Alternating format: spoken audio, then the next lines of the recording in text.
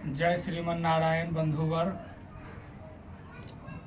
जैसा कि हमारा यह प्रयास रहा और हमने आपसे वायदा भी किया है कि हम रोज़ कुछ न कुछ अपने इस चैनल के माध्यम से दर्शकों तक लाते रहेंगे, भक्तों तक लाते रहेंगे और हमारी बातों को सुनने के लिए आप लोग सुने और उससे लाभ लें, अपने जीवन में प्रयोग कर कर।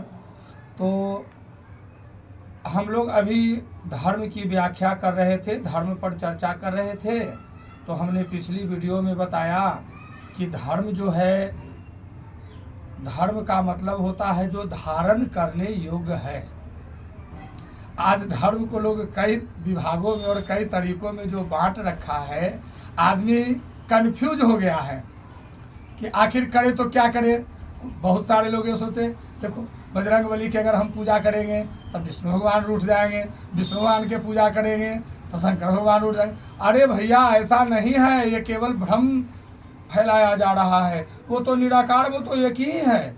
आप ये आस्था है कि हम भगवान भोलेनाथ की पूजा करते हैं, हम विष्णु भगवान की पूजा करते हैं, हम देवी मैया की पूजा करते हैं, ये आस्था का विषय है। बात यहाँ चल रही है भक्तजनों धर्म की, कि धर्म क्या है। तो धर्म को कहा यह गया है, वेद और शास्त्रों ने भी कहा है, धारयति धर्मा, अर्थात जो धारण करने योग्य है, जो धारण करने योग्य है, धर्म वही है।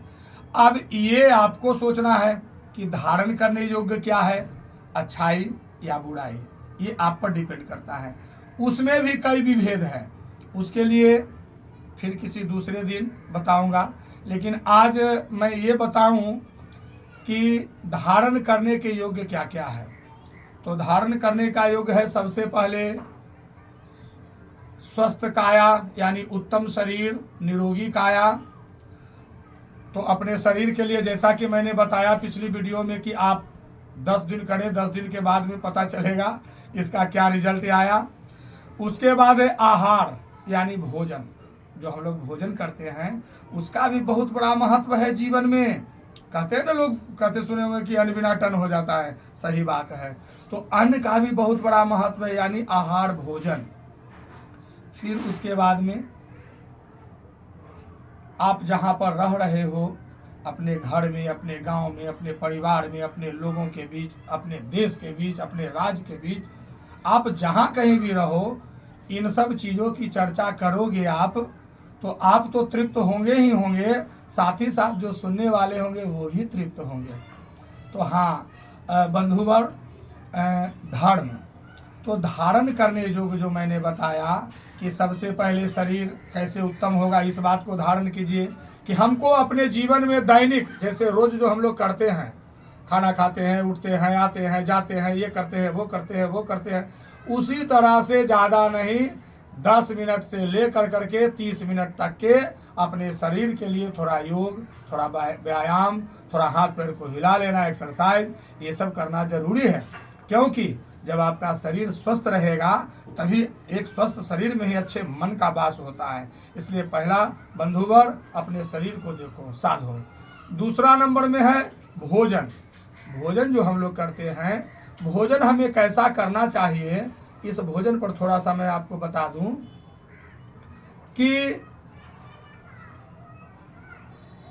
जैसा कि वेद शास्त्रों ने भी बताया, अब तो विज्ञान भी प्रमाणित कर रहा है कि यदि हम शुद्ध आहार करते हैं, शुद्ध भोजन करते हैं, शाकाहारी भोजन करते हैं, तो हमारी आयु भी बढ़ेगी, हमारे अच्छे संस्कार और सद्विचार और सद्भावना भी बढ़ेंगे। किससे?